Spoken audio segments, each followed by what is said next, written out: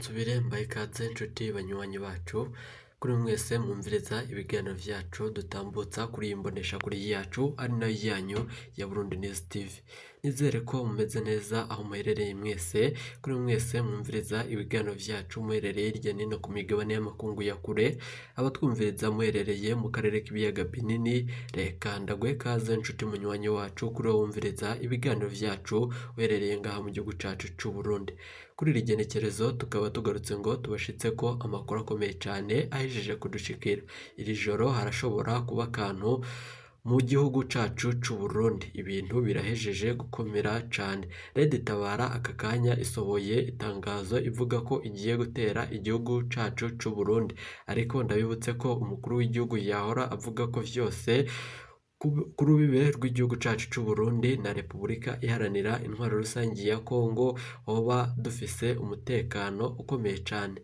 Nta makuru turi buze kugaruka ko mw'idonido ry'aya makuru twabateguriye. Reka ndagukengurukire cyane nshuti munywanyi kuri wowe wahejeje gucyonda ijambo sabone, kuri wowe utarabikora aka niko kariyo ndagusaba muruke musi y'iyi video urabanditse ijambo sabone upyondeko, uracurabona ari akazugira nawe nyene upyondeko, hama tuje turabana mu makuru n'ibiganiro dutambutsa kuri iyi mboneshakure yacu ari nayo yanyu ya Burundi News TV.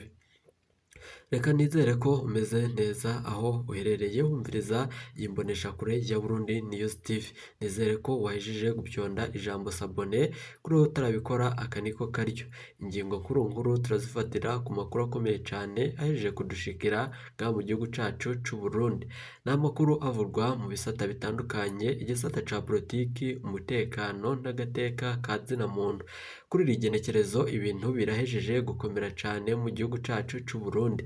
Itangazo giturumbuka riva muri Red Tabara, umuvugizi waryo asohoye itangazo rikomeye cyane rivuga ko Uburundi bugiye guterwa igitero gikomeye cyane. Mwarumvirije ko Red Tabara yaronse imbaraga zikomeye cyane ifashijwe n'umugambwe utavugwa rumwe n'ubutegetsi wa CNL hamwe n'uwahoze ari umushikiranganji wa mbere Alain Guillaume Bunyoni. Kuri ubu ngubu bivugwa ko yoba yakuwe mu ibohero akajanwa ahantu hatazwi n'abaricungera nyuma y'uko indege ya gisirikare ariyo yoje kumurondera muri iryo bohero. Ibintu birahejeje gukomera cyane. Andi makuru, agashavu ni kenshi mu gisata c'ubucamanza mu Rumonge na Bururi. Abacamanza n'abashikirizamanza b'ibihangange umubabaro wabo nivyo bise akarenganyo n'ubutungane. Bavuga ko abacamanza n'abashikirizamanza batari mu mugambwe uri ku butegetsi bavundiye mu ibohero ry'intara ya Bururi. Ni amakuru turi buze kugaruka ko muri aya makuru yacu tubashikiriza kuri iyi mboneshakure yanyu ari nayo yacu ya Burundi News TV. Andi makuru ariko aravurwa mu gihugu cacu c'u Burundi, mwarumvirije ko Keri Nkurunziza yoba ari mu mugambi wo kwihorera canke gukorera amabi umukuru w'igihugu nyen'icubahiro Majoro Evariste Ndayishimiye. Ni nyuma y'uko urupfu rw'umuhisi Petero Nkurunziza rwababaje abarundi benshi cane. Murazi ko amarira canke amasozi yahejeje gukoroka cane ku Barundi. Ibintu bihejeje gukomera cyane, agashavu ni kenshi ku baryango ba Keri Nkurunziza nyuma y'uko yafatiwe ingingo ikomeye cyane nyuma yo gukurikirana umukuru w'igihugu aho yari yerekeje muri Repubulika Iharanira Intwaro Rusangi ya Kongo mu gisagara ca Brazzaville.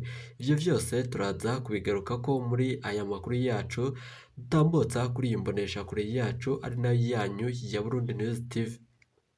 Hari makuru twarungikiye bamwe mu bamenyeshamakuru bariko barabandanya mu gukora amatohoza ku mvo z'umutekano w'abanyagihugu. Hari ibintu bihejeje kuba bibi cane mu gihugu c'u Burundi mu gisagara ca Bujumbura. Ni nyuma y'uko hibonekeje umugambi mubi cane n'itegeko riteye ubwoba abarundi.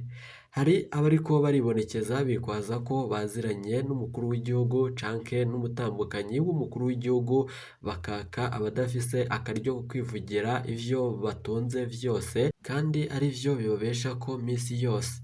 ibintu birahejeje gukomera cyane, ubutegetsi bwa nyen'icubahiro Majoro Evariste Ndayishimiye burasabwa kugira ico bubikorako. Ibintu birahejeje kuyangara mu gihugu c'u Burundi. Ni nyuma y'uko Keri Nkurunziza humvikanye amakuru mabi cane, turibuze kubashitsako amajwi y'agacamutwe yatambukijwe ku buhinga ngurukanabumenyi butandukanye. Murazi itangazo giturumbuka ryaciye kuri radiyo na televiziyo y'igihugu, umutegetsi akomeye cane agategeka ko baca barifuta. Ivyo vyose turabigarukako muri aya makuru yacu. Reka amakuru yacu tuyatangurire muri Rumonge. Umukuru wa sentare nkuru ntiyapfunzwe nk'uko mwavyumvirije, nubwo yagirizwa kunyuruza ibitenge vyafashwe no guhungabanya umutekano w'igihugu. Umukuru wa sentare nkuru y'igihugu ya Rumonge ntiyabaye agipfungwa, nubwo vyari vyatangajwe n'umuvugizi w'ubushikiranganji mu vyo bujejwe harimwo umutekano. Yari yemeje ko apfungiwe mw'ibohero rikuru rya Bururi, ubumanuko bw'u Burundi. Ubucamanza bw'igihugu cacu c'u Burundi buriyamiriza akamwana umwana nkako. Hari abandi bacamanza babiri bapfunzwe bagirizwa guhungabanya umutekano w'igihugu, kandi ivyo bakoze bifise uburemere kuko atavyo bagirizwa umukuru w'iyo sentare.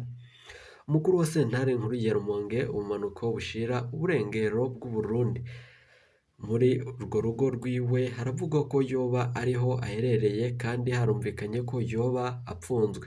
Ari mu rugo iwe kuva ku wa gatanu ku mugoroba. Ibishushane n'ivyatangajwe n'umuvugizi w'ubushikiranganji bujejwe umutekano Pierre Nkurikiye. Yari yemeje ihagarikwa ryiwe n'ipfungwa ryiwe mw'ibohero rikuru rya Bururi. Amasoko mu butungane aho i Bururi yemeza ko atigeze ahonyoza ibirenge muri iryo bohero. Ibihangange vy'umugambwe uri ku butegetsi vyaranse ko apfungwa ku zihe mvo, kandi baranashimangira ko inguvu nk'uko bozishizeko abategetsi n'abacamanza bari bamurungitse muri iryo bohero.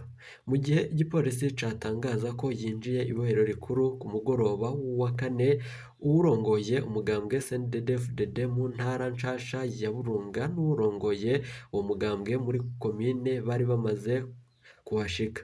Yoba yarashigikiwe n'ivyo bihangange bibiri mu mugambwe CNDD-FDD, niko umwe mu bari muri uwo mugambwe adushikiriza.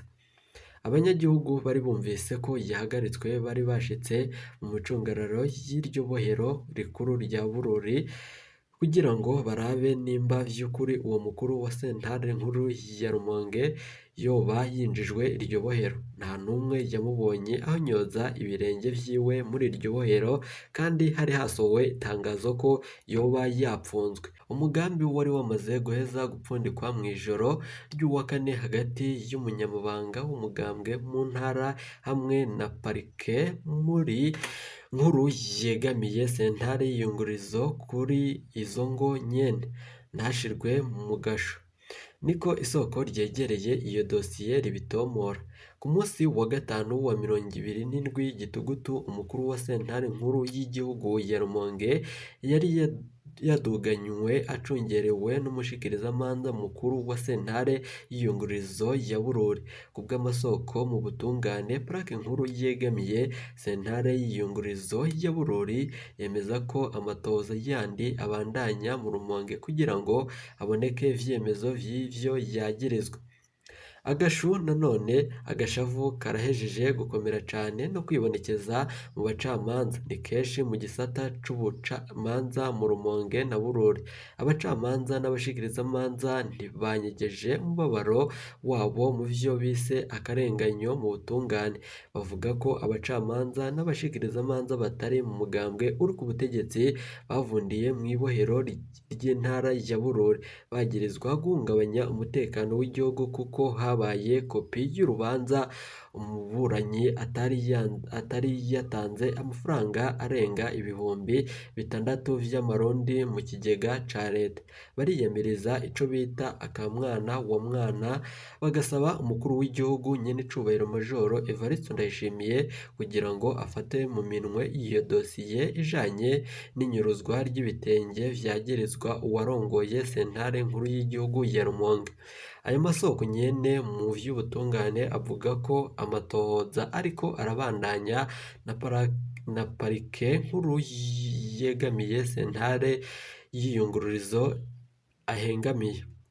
Nanone bikavugwa ko bikaboneka ko neza ko intumbero ari ukwegeza uwo yagirizwa. Umuvugizi w'umushikiranganji bujejwe umutekano ashuha cane ko ntaco ashikiriza ku vyo yatangaje atari vyo. Kw'ifungwa rya Gaspard Nahayo, umunywanyi akomeye wa CNDD-FDD, yumvikanye mu butumwa bwo mw'ijwi rishima nanone kuba yaratoteje ibikomeye abatavuga rumwe n'ubutegetsi harimwo umushingamateka w'umugambwe ukomeye mu yitavuga rumwe n'ubutegetsi wa CNL. Ni amakuru akomeye cane ahejeje kudushikira ngaha mu gihugu cacu c'u Burundi. Abanyagihugu baribaza niba umuntu atavuga rumwe n'ubutegetsi canke atavuga rumwe n'uwo mugambwe ari mu wundi mugambwe, kandi igihugu cacu kibonekamwo imigambwe myinshi cane, niba ivyo vyotuma arizo mvo zituma apfungwa. Ivyo vyose ni ibigarukako na bamwe mu banyagihugu tuba twabandanije mu kuganiriza muri ibi biganiro n'amakuru dutambutsa kuri iyi mboneshakure yacu imwe rudende ya Burundi News TV. Nk'uko twabibabwiye mu mfunyofunyo, itangazo giturumbuka iri joro rirasohotse. Ni inkuru ibabaje cane ku banyagihugu baturiye ngaha mu gihugu cacu c'u Burundi. Ni nyuma y'uko igitero kaminuza categuwe na Red Tabara. Ivyo vyose reka tugaruke tuvyumviriza muri aya makuru yacu. Ibintu birahejeje gukomera cane. Red Tabara ubwo yatera igihugu c'u Burundi, mwarumvirije ko abantu benshi bahasize ubuzima. None kuri iri genekerezo isohoye itangazo rikomeye cane rivuga ko igiye gutera igihugu c'u Burundi. Red Tabara, uwo murwi wo kwirwanako nk'uko bisigurwa n'umuvugizi wawo, wasohoye itangazo rikomeye cane rivuga ko abarundi bagomba gukomera amagabo cane kuko ibintu bigiye kuba mu Burundi ari ibintu bikomeye cane. Uwo muvugizi asaba abarundi gushigikira cane uwo murwi witwaje ibigwanisho urwanya ubutegetsi bw'u Burundi. Ibihangange muri CNDD-FDD birahejeje navyo gufata ingingo ikomeye cane. Reverien Ndikuriyo yagirijwe ivyaha bitandukanye nko gushigikira imbonerakure yibonekeje mu gufata canke mu gutangura umugambi wo kwica abantu bashika 10 akoresheje gerenade iri mu bwoko buturuka mu gihugu c'u Burusiya. Ibintu birahejeje gukomera cane mu gihugu c'u Burundi. Ariko nanone amakuru ava muri Red Tabara avuga ko bashaka gufata igihugu c'u Burundi bakagishira mu umudendezo nk'uko vyahora bishikirizwa n'umwe mu bavugizi uwo mugwi wa Red Tabara.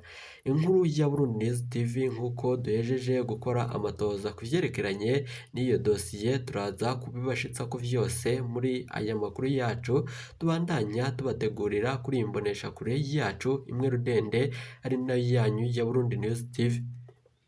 Twababwiye ko Keri Nkurunziza nawe ahejeje gufata ingingo ikomeye cane mu gihugu c'u Burundi.